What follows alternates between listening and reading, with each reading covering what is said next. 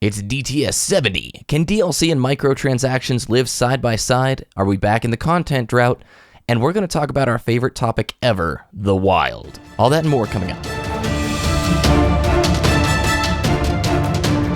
You're listening to Destiny the Show. Welcome, Guardians.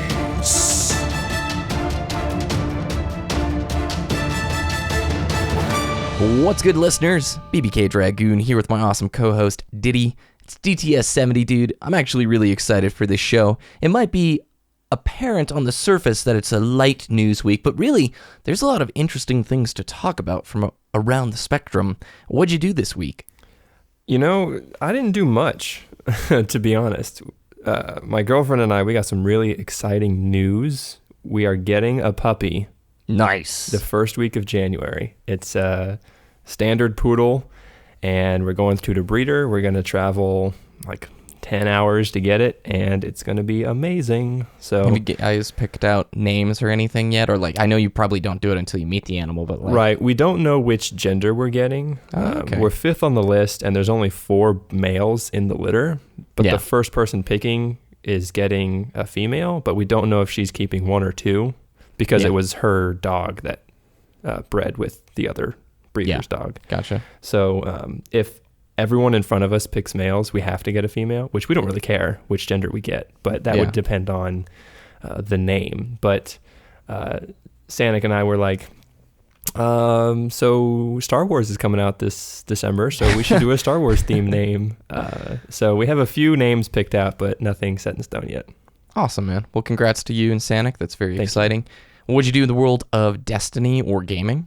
I did trials this week, actually. Excellent. Didn't go flawless, but I had a lot of fun playing Exodus Blue. I really think that map is really well made, and it got a lot of cover, so there's a lot of potential for outplay as well, if you really know the map movements. Your 2 maps have been great so far, man. Bannerfall, Exodus Blue, small maps, Exodus no Blue doors. Year 2 for Xbox owners, not PlayStation. Ugh. No doors, though, man. No doors. Yeah, that's true. Love that. Now, did you notice the new weapon diversity? That was the thing that really stuck out to me, was like, oh, no damage over time. This is nice. Well, I didn't encounter many Sunbreakers, so I wasn't too frustrated. Yeah. But one of my teammates died to a Sunbreaker melee punch, and he had cauterize on, so I couldn't finish him off, and he got away. And I'm like, oh, damn, that sucks. But I did notice the weapon diversity. I noticed that if I'm dying, it's because I'm getting out-sniped or out-strafed or just outgunned or outmaneuvered in general. You know, it's not a lot of, man, he hit me twice with that thorn. I hope one of them wasn't a headshot. Yeah. And it's totally. So I really like it. Awesome. Well, since we're talking trials, I think we should just hop into the news right away because we got stats for trials in the weekly update that were pretty cool. So let's do it.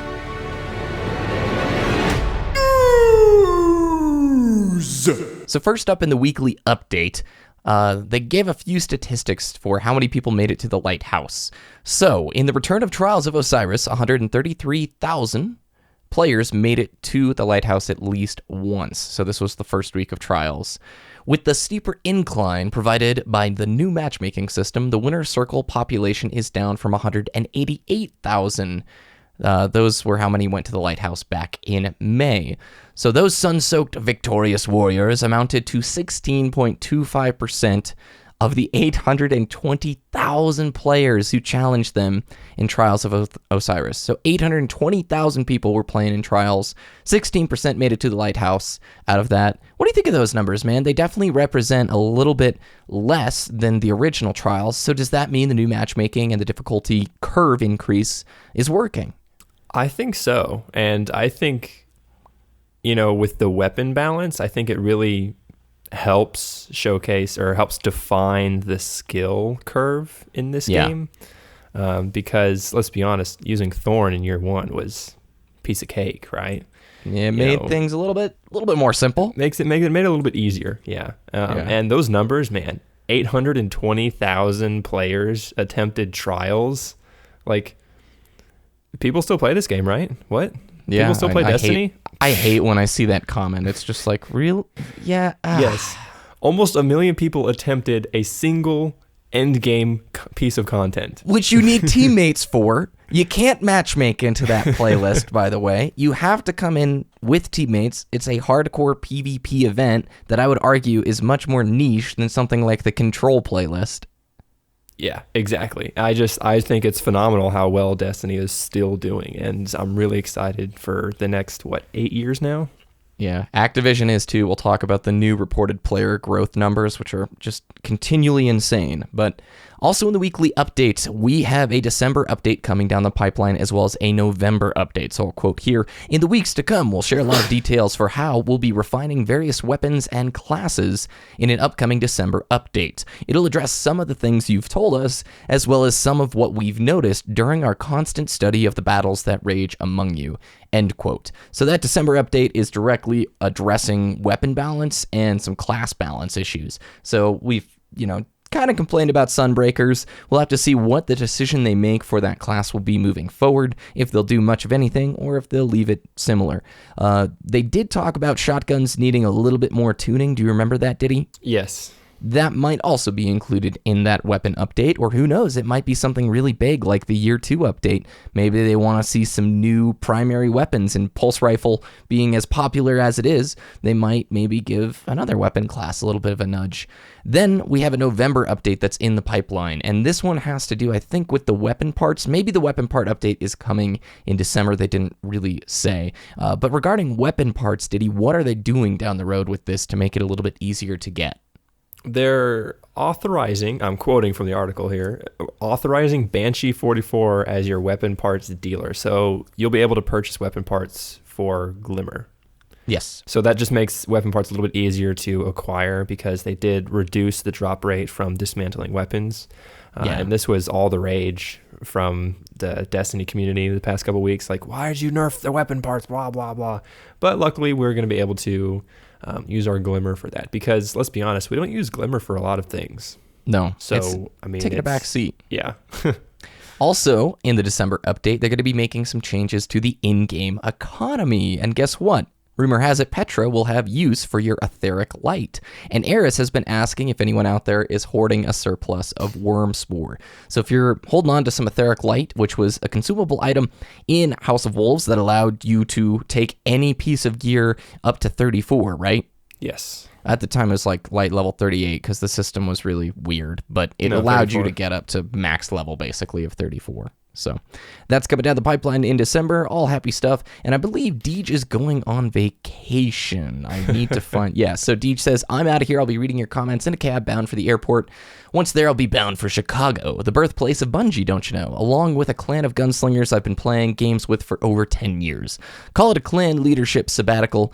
In reality, it's more of a vacation. So Cosmo's going to be holding down the fort and doing the weekly updates for himself for either the next week or next 2 weeks. Not sure how long he's going to be out, but Deej, enjoy your vacation. Well earned, sir, after what is probably a crazy busy summer. Like, can you imagine they started the whole House of Wolves press thing, and then it went immediately into Taken King, and that went all the way through until October. So it might be a good time to just take a break, settle down, and relax. Kick back, relax, pick your feet up, and have a nice cold beer. That's what Deej is going to be doing. Guitar Hero, what is this link about, Ditty? So last week we talked about this Destiny player in the community programming his Rock Band drums to his Destiny character, and he beat Crota in one sword by himself. And it was awesome, using the Rock Band drums. He's done it again, this time with a Guitar Hero controller.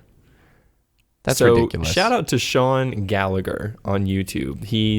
It's awesome. You guys have to see this video if you haven't already.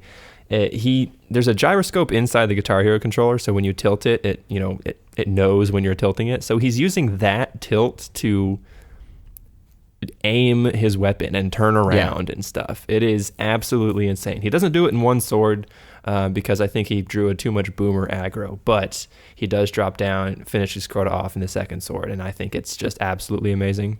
It's insane. It's totally insane. You know, in Guitar Hero, when you hold a guitar vertically, it goes into rock mode. That's the exact concept that he's... Yeah, thank you. Thank you. And to, move left and right, he just is moving the guitar up and down. Creative way to do things, just pretty unique. I see the edit note, Ditty. Thank you for adding that. No problem. All right, so I mentioned earlier the new player numbers for Destiny have been released. Activision has their giant quarterly meetings, blah, blah, blah. We find out about WoW numbers. But Destiny has reached 25 million registered players. That's up from 20 million registered players in May, and then it was 16 million in February. And they say it's the most watched console game on Twitch, which is no surprise. We always see the Destiny category sitting way up above most of the other console games. And I'm trying to find, they still are continuing to say that the average player puts in about 3 hours per day. And that stat we've been told since, I think, last October when the game launched, right, Ditty? Yeah, I would be surprised if it stayed that consistent this whole year. But Yeah. then again, I'm also not that surprised because the daily activities in Destiny really haven't changed much. There's Yeah. just more of things to do. I don't know, that sentence doesn't really make sense in my head after I said it. But we still have, with Taken King, they added all these quest lines and stuff. So there's more things to do, but people just might not have more time to commit to that every single day. So and now, since there's more things to do and they only have that 3 hours every day, they're going to be playing for a longer period of time. They're not going to experience as much content drought as the hardcore player. Yeah, I get it. We've just never seen that statistic fluctuate. It's always been 3 hours a day per average on players, and just everybody. And registered players, by the way, is not the same as active players. These are people who have built a character in Destiny at some point since launch. I think for a metric like that, there's some type of requirement, like you have to beat the first story mission or something. But still, it's like you have to play for at least 15, 30 minutes to become a registered player, I think. It's still a lot, and a lot more than what I would expect. They have gone out of their way to never, ever say what their sales figures were. They've never said how many copies of Destiny sold, ever. It's funny, I think Kotaku put out an article, all the different ways Destiny has avoided saying how many copies they sold, and there's like a list of probably like 30 different headlines and little statistics they've put out that just kind of skirt around the issue. I'm not really sure why that is, but Activision seems to be wanting to hold that one close to, is it close to the vest or chest? I think vest, right? Sure. Both. All right, Why we'll not? stick with that. As a side note, and I think this is pretty interesting, World of Warcraft subscriber numbers are down to 5.5 million. That was up near about 10 million when Warlords of Draenor came out. If you don't follow WoW at all, you'll know that Warlords of Draenor has been very disappointing in terms of endgame content, which is why the WoW sub numbers are, cascading off as quickly as they are. Interestingly enough, we mentioned on a previous show that for the Taken King, some of the staff for Diablo 3 actually went over to Bungie and told them, here's what we did with Diablo 3 to make endgame better in Reaper of Souls. And Destiny implemented some of those things. Destiny added some elements from Diablo 3 Reaper of Souls into their own game. Well, BlizzCon was just this last weekend, and World of Warcraft has its new expansion, Legion, coming out next summer. Legion is implementing things from Diablo 3 Reaper of Souls into its own system. And what we find to be really unique is the fact that the WoW player community super hopeful that Legion was going to come out in January. They're so content starved right now. The WoW hardcore end players are like, I don't want to wait until next summer. But the model for WoW seems to be shifting more towards creating closer to yearly expansions than it is to create one giant expansion and to do live content updates for 2.5 years. And that sounds an awful lot like Destiny, the first model, where you have yearly expansions and then some elements of content drought in between. I just thought it was kind of unique. Maybe there's no overlap and I might be reaching too deep into the speculation bag there. Yeah, it's interesting because this is very relevant to Destiny's life as well, because Activision is the big daddy, right? The big boss. Mm-hmm. And I find it really interesting how, WoW is experiencing this drought. They had an expansion set to release in December. What's the game? Diablo, right? Yeah. Those people, they came in to Blizzard, World of Warcraft Studios, and like, hey, let's see if we can beef this up a little bit. And then they push the development time back so that they can work on that. That's what I'm assuming. It's, Diablo said, hey, this is what worked for Diablo. We talked with the guys at Bungie. And the Taken King was received really well from some of our suggestions. So let's see if we can do this with World of Warcraft as well. So the people at Diablo, when they talked with Bungie about, maybe implementing some fixes for the Taken King, it seemed to really work. So they really seem to have the formula down. So I wouldn't, ignore these stories that come out. People from Diablo, they're giving suggestions to Bungie to make their game better. Don't ignore that, because they know what they're doing, apparently. Well, Reaper of Souls was a real transformation of what was kind of a failure into a really solid game. A couple of other stats before we get out of here that I think are pretty cool. Call of Duty revenue increased by a double-digit percentage, which is very interesting. That's Everybody huge. saying, oh, COD's going off the cliff. Apparently, it's still churning a lot of coin. Black Ops 2, by the way, Ditty, did you know in October, Black Ops 2 had 12 million active users during that month? Wow. 3 years after release, man. It's crazy. 25 million registered players for Destiny, I said, but to compare it with Hearthstone, Hearthstone has a little bit over 30 million registered people. That's crazy when you think about a free-to-play game as popular as Hearthstone and available on as many platforms. Now, that 30 million number is a little bit old, probably like last quarter's earnings, so they're probably up to maybe 35 million now, something like that. So, and the Overwatch beta, dude, 7 million people signed up for that Overwatch beta, and about 7 people actually got in. Yuck, yuck, yuck, yuck, yuck. If you want into the Overwatch beta, you need to be on a Blizzard friends and family list, or you need to be one of their top influencers, which means you're an enormous streamer or an enormous YouTuber. You mean like Destiny the show, right? Oh, totally. We are a huge influence to the Blizzard Activision community. Send us your keys, guys, please. Destiny microtransactions and expansions can coexist, Activision says. Ditty, did you see this article and the stir it caused within the scene? Yeah, we thought we were going to not see paid expansions after Taken King with the introduction of DLC. microtransactions. Let's say DLC. DLC, yeah, okay. Let's do DLC then. DLC like Dark Below and House of Wolves, and expansions like Taken King. We didn't think we would see DLCs because they introduced microtransactions. Apparently not. Apparently not. So during all of this sheboygans of the quarterly earnings and the reports and whatnot, video game giant Activision Blizzard. Oh, I'm on the wrong article. Sorry. All right, there we go. I like the Activision hype, Publishing CEO Eric Hirschberg, so the CEO of Publishing, said on the earnings call, I think they're already coexisting in regards to DLC and microtransactions. We had, and I quote, we had a full year of expansions to the game that have been very well received and sold quite well. More recently, you've seen us introduce smaller in-game purchases that allow people to customize their experience and express themselves. Those have been very well received and have sold well also. I think we've already shown that DLC and microtransactions can coexist and that our community is hungry for more great content, end quote. Oh, that statement just makes it so Activision, right? It really is. It's also somewhat frightening because oh, totally. He says, well, we've done DLCs and then we just introduced microtransactions, so they're already coexisting. Not yet. Not yet. I really don't think so. Not yet, because we haven't seen an instance where they're releasing DLC where microtransactions already exist in the sphere, right? Yeah. In the Destiny universe. Yeah. Microtransactions such as the dance emotes and what else was there? Oh, the trick or treat things, the little packages that you could buy. The event thing. Even though you could acquire every single one of them through in-game playing, you could buy them as well. And yeah, you can customize and express yourself that way, and those types of microtransactions are going to be totally fine. Yeah. But we don't really know. We know they've sold well. That's what they're saying.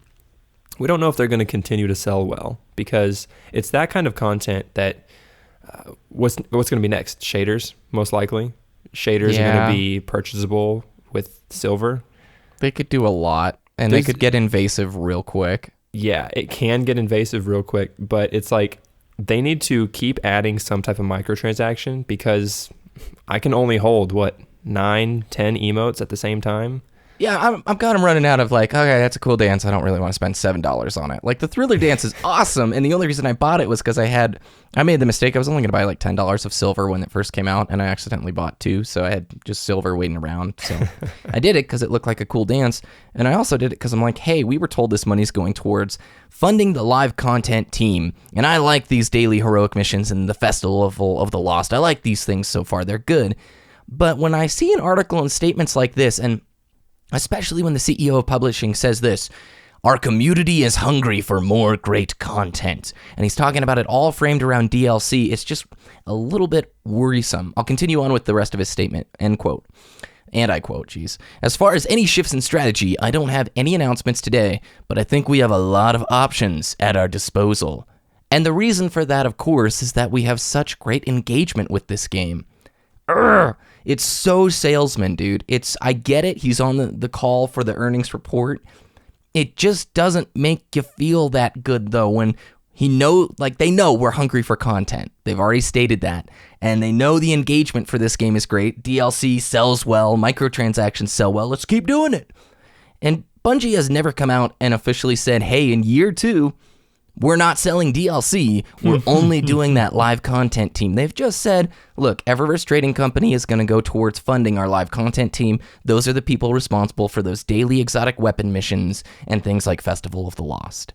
So this worries me a little bit. I do want more to the game other than just festivals and the events and these little daily story missions. I want to see things like Dark Below that brought a new raid together, or like House of Wolves that brought in Prison of Elders. I want to see those, but man, you can only milk us for so much before you should just give us a subscription fee or something. I don't know. Maybe that was... I think the most ideal situation in my mind would be, because microtransactions are now in the game, the DLCs to come in the future, so like the year 2 Dark Below, whatever expansion that's going to be, whether it's Cabal or Vex or whatever.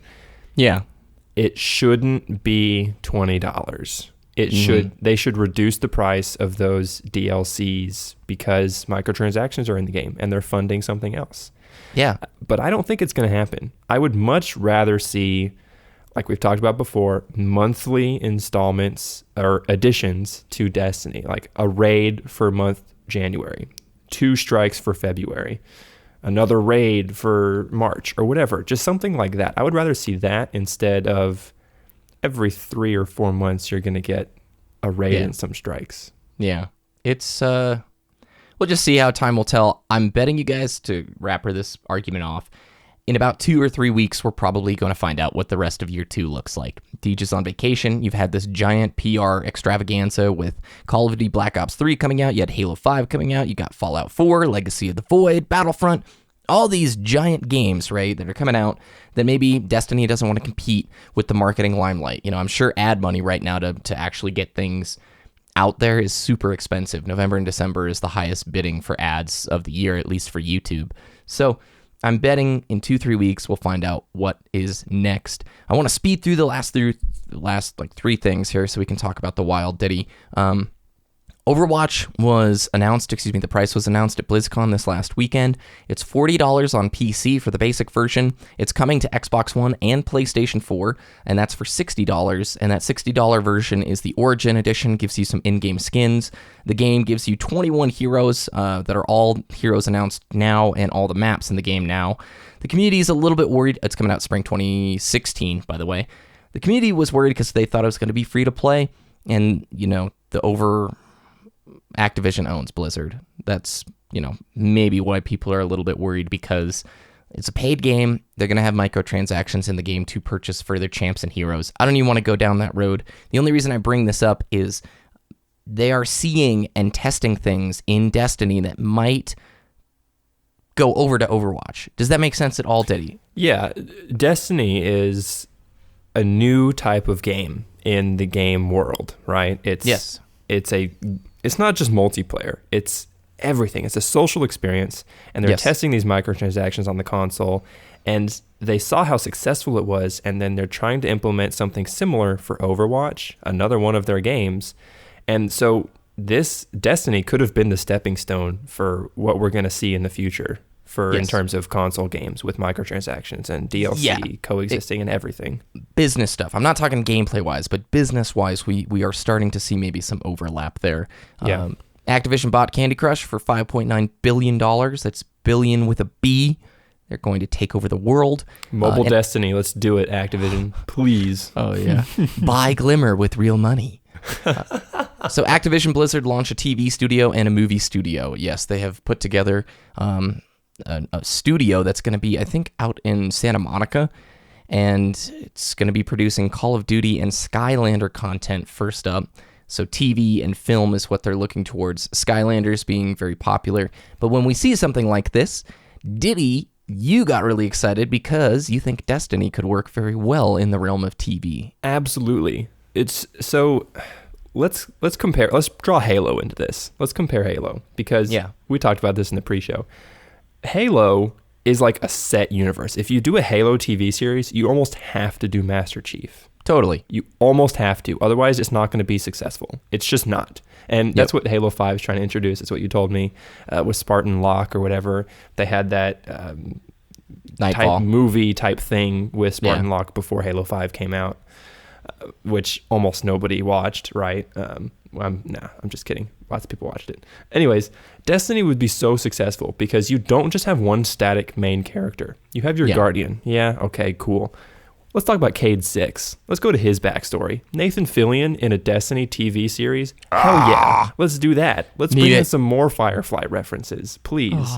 Need it. Let's do the Speaker backstory. Like, what the hell is his deal? We don't know what the Speaker is. The Stranger. Oh my God. Osiris. Oh my God. The Traveler fighting the darkness. What?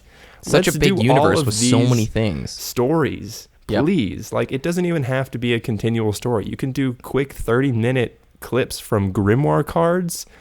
Take the last word in Thorn Grimoire cards, turn it into an hour TV special. Could be fully digitally released as well through online platforms, similar to the Halo Channel app, a Destiny app or something like that. And it doesn't need to be live action either. You could explore, have you ever seen Star Wars, The Clone Wars, that animation style? Absolutely, yep. Could be Ahsoka Tano is one of our puppy names on the list. Oh, very nice. Well, pretty cool stuff. Let's hop into the topic. I want to talk about the wild before we hop out of here. Please, Guardian, let me help you.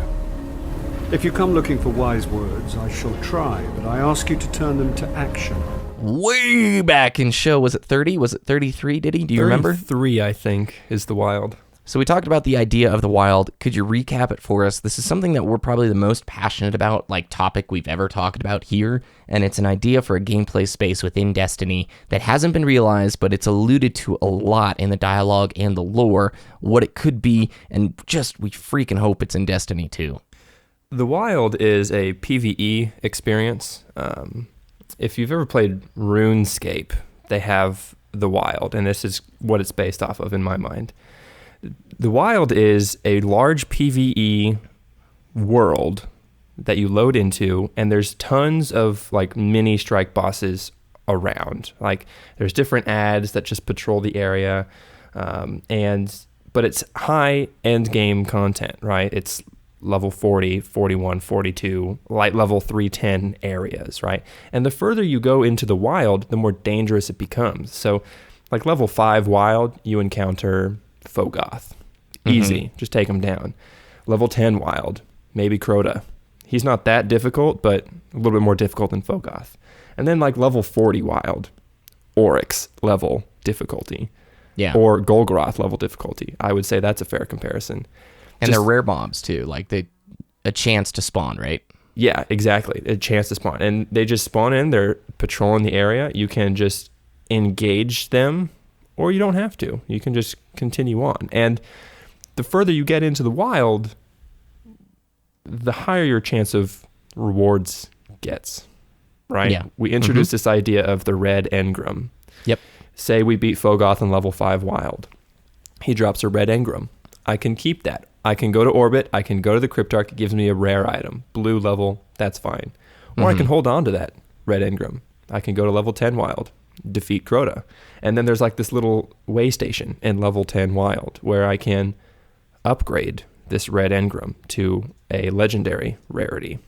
And there's a consequence to dying. So essentially a checkpoint system, almost like Dark Souls, where you have bonfires spread out and you have to survive and make your way back to the camp. This all comes back to a piece of concept art of an actual Guardian in the wild. It's a tent that's set up where he's taking refuge. He's got some treasures out there, and it's one of the places he comes back after an expedition within the wild. And the cool sense of loss and the danger of the wild is the fact that if you don't make it back to camp and you get killed by a mob, you lose that red engram. So there's a real sense of survival and loss, whereas I would say wiping is maybe the worst consequence of Destiny, like if you actually fail something. And even then it's just, well, we'll just start the Oryx fight over again. You know what I'm saying? It's not like you failed Oryx 3 times, now you have to do the entire raid over again. I mean, what if that was one of the challenge modes for King's Fall, right? Oh, yeah. You can't wipe. If you wipe, it's Nightfall style. You're back at the start. Oh, that'd be...